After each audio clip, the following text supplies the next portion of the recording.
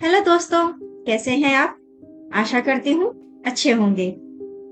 दोस्तों, Virat Kohli, Mukesh Ambani, Bill Gates, Amitabh Bachchan sir, इन सभी को आप बहुत अच्छे से जानते हैं।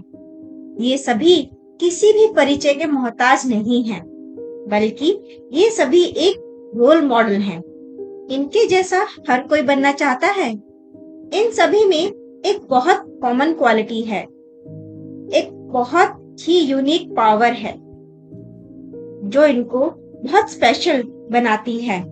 एक ऐसी पावर जो थोड़ी बहुत हर किसी में होती है, पर बहुत कम लोग ही इस पावर को मजबूती से थामे रखते हैं और कुछ ऐसा कर देते हैं कि वो सबसे अलग और खास हो जाते हैं। एक ऐसी पावर जो कभी हार कर बैठने नहीं देती, बल्कि हर हार के बाद वो पावर और मजबूत हो जाती है। दोस्तों, मैं बात कर रही हूँ इच्छा शक्ति की। जी हाँ, विल पावर की। ये सभी में होती है, आप में, मुझ में, सब में थोड़ी बहुत होती है। लेकिन इसका सही समय पे सही इस्तेमाल कैसे किया जाए, ये सबको नहीं आता। आपकी विल पावर आपको फर्श से अर्श तक ले जा सकती है और आपको रंग से राजा भी बना सकती है। वो कैसे? आइए जानते हैं इस कहानी से। ये कहानी एक छोटे से शहर की है। वहां पे एक रेलवे स्टेशन था। उस रेलवे स्टेशन पे बहुत कम रेलगाड़ियां आकर ही रुकती थीं। वहां पर एक भिखारी भीख मांगता था। वो कई सालों से उस रेलवे स्टेशन पे रहता था। उसको उस रेलवे स्टेशन पर कई साल हो गए थे। एक बार बहुत तेज बारिश हो रही थी। वो भिखारी बारिश से बचने के लिए एक चाय बनाने वाले के पास जाकर खड़ा हो गया। काफी देर हो गई थी। उसे आज सुबह से कुछ सिक्के ही मिले थे और वो मन ही मन बारिश को कोस रहा था। तभी वहां एक सूट पहने हुए आदमी आया। उसके कपड़े और जूतों को देखते हुए लगता था कि वो बहुत पैसे वाला है। वो सूट वाला आदमी चाय वाले से चाय लेकर पीने लगा। फिर उसने अपने सूट के जेब में से कुछ नोट निकाले। उसके हाथों में बहुत सारे नोट आ गए थे। इतने सारे नोट देखकर भिखारी ने सोचा, इस आदमी से 50-100 रुपए तो मिल ही जाएंगे। वो भिखारी उस सूट वाले आदमी के पास गया और उससे पैसे मांगने लगा। उस सूट वाले आदमी ने उस भिखारी को देखा और कहा कि मैं तुम्हें पैसे क्यों दूं? भिखारी ने कहा, साहब, आप तो बहुत पैसे वाले हैं, भगवान आपका भला करेगा। वो सूट वाला आदमी कहता है कि देखो, मैं एक व्यापारी हूँ और मैं मुफ्त में किसी को कुछ नहीं देता, और तुम तो मुझसे पैसे मांग रहे हो, तो तुम बताओ इसके बदले मुझे तुम क्या दोगे? भिखारी ने कहा, साहब, मैं तो भीख मांगने वाला भिखारी हूँ, भला मैं आपको क्या दे सकता हूँ? तो सूट वाले ने कहा कि ये तो तुम्हें सोचना है, मैं तो व्यापारी हूँ, मेरा नियम लेन देन का है। मैं तभी तुम्हें कुछ दूंगा अगर बदले में तुम भी मुझे कुछ दोगे। तब तक बारिश हल्की हो गई थी। वो सूट वाला वहां से चला गया, पर भिखारी वहीं खड़ा होकर यही सोचता रहा कि मैं भिखारी होकर किसी को क्या दे सकता हूँ। आज उस भिखारी के पास बहुत कम पैसे थे। वो सोचते हुए स्टेशन के बाहर आया। चलते हुए उसकी नजर रास्ते पर उगे कुछ सुंदर फूलों पे पड़ी। वो पीले रंग के छोटे छोटे फूल बहुत सुंदर लग रहे थे। भिखारी ने कुछ सोचते हुए उन फूलों को तोड़ लिया। वो वापस अपनी जगह पर भीख मांगने लगा। भिखारी को जब कोई पैसे दे रहा था, तो भिखारी भी उनको वो पीले रंग का फूल दे रहा था। लोग फूल लेते हुए मुस्कुरा देते। ये पहली बार था जब भिखारी को अंदर से कुछ अच्छा महसूस हो रहा था। शाम होते होते उसके पास कुछ 300-400 रुपए इकट्ठे हो गए थे और उसके पास फूल भी खत्म हो चुके थे। उसने सोचा, अब कल फूल लेकर ही बैठूंगा। इसलिए वो वहां से उठा और खाना खाकर सो गया। अगली सुबह वो फिर उसी जगह पर गया जहां उस भिखारी को फूल मिले थे, पर आज वहां फूल नहीं थे। वो सोचने लगा कि अब वो क्या करे। तभी उस चाय वाले ने उस भिखारी को आवाज दी, अरे आओ भाई, चाय तो पी लो। वो सोचते हुए चाय वाले के पास चला गया। तभी उसने देखा कि चाय वाले के पास फूलों की एक गठरी रखी हुई है। उसने चाय वाले से पूछा कि फूलों की गठरी किसकी है। चाय वाले ने बताया कि इसको कोई दोस्त है जिसको कि एक शादी वाले घर में ये फूल देने हैं। वो अभी और फूल लेने गया है। भिखारी ने सोचा कि क्यों ना इससे थोड़े गुलाब के फूल ले लूं। ये सोचकर उसने उस फूल वाले का इंतजार किया और उसके आने के बाद उस भिखारी ने उस फूल वाले से कुछ फूल मांगे। उस फूल वाले ने कहा कि तुम इन फूलों का क्या करोगे? भिखारी ने कुछ नहीं कहा। उस फूल वाले ने यूं ही एक फूलों का गुच्छा उस भिखारी को दे दिया। भिखारी फिर रेलवे स्टेशन के अंदर आकर अपनी जगह बैठ गया। आज वो मांग नहीं रहा था। सबसे पहले एक बड़ी उम्र की महिला आई और उन्होंने 2 रुपए का सिक्का भिखारी के पास रख दिया। भिखारी ने उस महिला को फूल दिया तो उस महिला ने कुछ सोचते हुए फूल लिया और साथ में वो 2 रुपए का सिक्का भी ले लिया। भिखारी थोड़ा परेशान हुआ। वो सोचने लगा कि इस महिला ने पैसे क्यों ले लिए। इतनी में महिला ने पर्स से 10 का नोट निकाला और भिखारी को देने लगी। भिखारी ने हाथ बढ़ाकर वो नोट ले लिया। उसको आज एहसास हुआ कि आज उसने भीख देने को नहीं कहा, किसी से भीख नहीं मांगी, बल्कि उस एक फूल के कारण उसे 2 रुपए की बजाय 10 रुपए मिले। उसे लगा जैसे कि वो उसकी पहली कमाई थी, जो कि उसको किसी ने पैसे नीचे रखकर नहीं दिए, बल्कि उसके हाथों में रख के दिए। ये सोचकर वो भावुक हो रहा था। तभी एक नौजवान लड़का आया और उसने कहा, मुझे सारे फूल दे दो। भिखारी ने उसे सारे फूल पास पड़ी एक रस्सी से बांधकर दे दिए। उस लड़के ने भिखारी को 200 रुपए दे दिए। आज फिर उसके पास फूल जल्दी खत्म हो गए थे, पर अभी तो पूरा दिन था। यही सोचकर वो फिर स्टेशन के बाहर निकला और दौड़ते हुए चाय वाले के पास पहुंचा तो देखा फूल वाला आदमी अभी भी अपनी ट्रेन का इंतजार कर रहा था। उसकी ट्रेन 5 मिनट में ही आने वाली थी।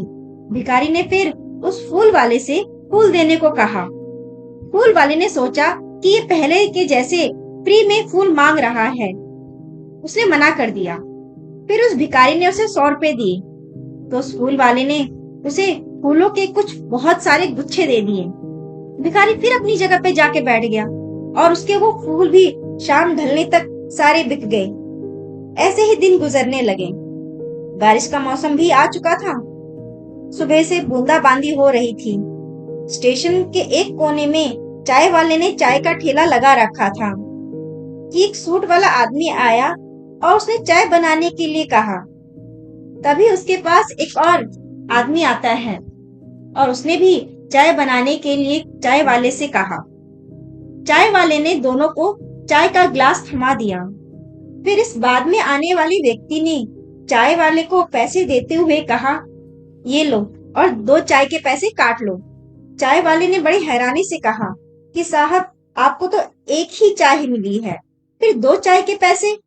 तो उस व्यक्ति ने कहा कि ये सूट वाले साहब की चाय के पैसे भी मैं ही दे रहा हूँ। तभी वो सूट वाला चौंक गया। उसने पूछा, हम एक दूसरे को जानते हैं? और मैं मुफ्त में? अभी वो सूट वाला आदमी अपनी बात पूरी भी नहीं कर पाया था कि उस दूसरे आदमी ने उसे टोकते हुए कहा, हाँ साहब, मुझे पता है आप एक व्यापारी हैं। आप मुफ्त में ना तो कुछ लेते हैं और ना ही कुछ देते हैं, पर ये चाय मुफ्त की नहीं है। इसकी कीमत आप मुझे 1 साल पहले ही दे गए थे। सूट वाले आदमी ने चौंक कर पूछा, मैं समझा नहीं। दूसरे व्यक्ति ने कहा, आपको शायद याद नहीं, 1 साल पहले आपसे इसी स्टेशन पर एक भिखारी ने भीख मांगी थी। तब आपने उससे पैसे के बदले कुछ देने को कहा था। एकदम से सूट वाले आदमी को याद आता है और सूट वाला आदमी हंसते हुए कहता है, तो तुमने हमारी सारी बातें सुन ली थी?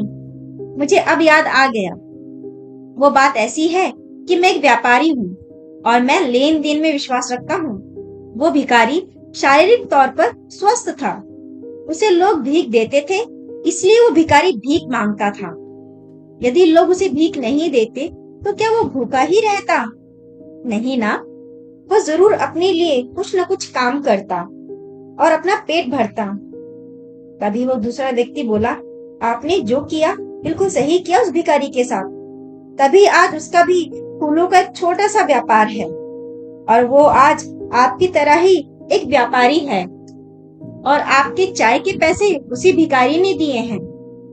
मैं वही भिखारी हूँ जिसकी जिंदगी आपने बदल दी। ये कहकर वो हाथ जोड़कर उस सूट वाले को धन्यवाद देता है। सूट वाले ने कहा कि मैंने तुमको नहीं बदला है, बल्कि तुमने खुद को बदला है अपनी इच्छा से। तुम्हारी इच्छा शक्ति अगर इतनी मजबूत नहीं होती तो तुम कभी भी एक भिखारी से व्यापारी नहीं बन सकते थे।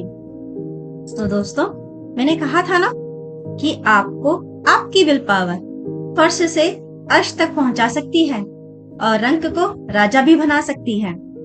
विल पावर के बिना सफलता पाना असंभव है। यहाँ तक कि इच्छा शक्ति और आत्मनियंत्रण सुखी जीवन के लिए भी आवश्यक है। दृढ़ इच्छा शक्ति ही है जो हमें तनावपूर्ण स्थिति में हौसला देती है। जिस प्रकार धीमी आंच पर खाना नहीं बनता या बहुत देर में बनता है, उसी प्रकार इच्छा शक्ति के बिना सफल होना, अपने लक्ष्य पर पहुंचना बहुत मुश्किल है। इच्छा शक्ति दो शब्दों से मिलकर बना है, इच्छा और शक्ति, यानी कि इच्छा शक्ति। पहले जरूरी है कि किसी भी चीज को पाने की, किसी काम में सफल होने की इच्छा, उसके बाद उस इच्छा को बनाए रखने की शक्ति, अपने फैसले पर अपनी आदतों को बदलने और किसी काम में दृढ़ रहने की शक्ति ही आपकी इच्छा शक्ति है। आप अपने शरीर को स्वस्थ रखना चाहते हैं, ये आपकी इच्छा है।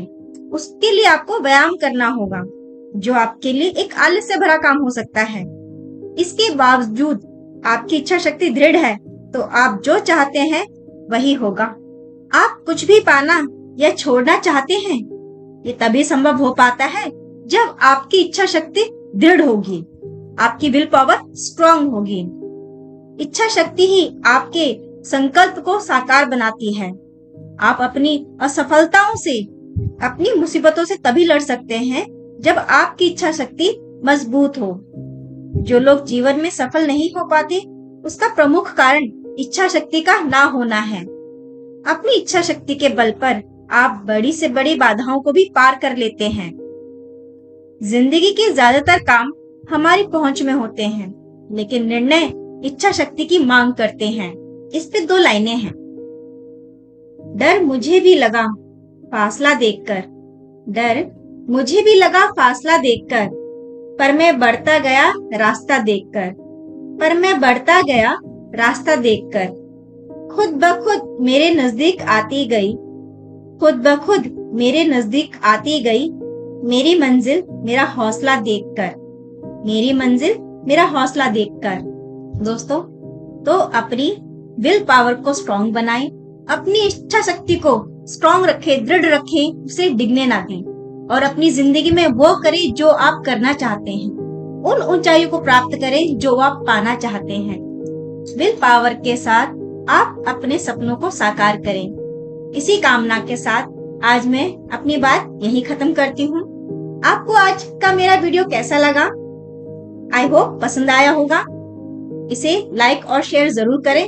मुझे सपोर्ट करने के लिए मेरे चैनल को सब्सक्राइब जरूर करें। Thank you.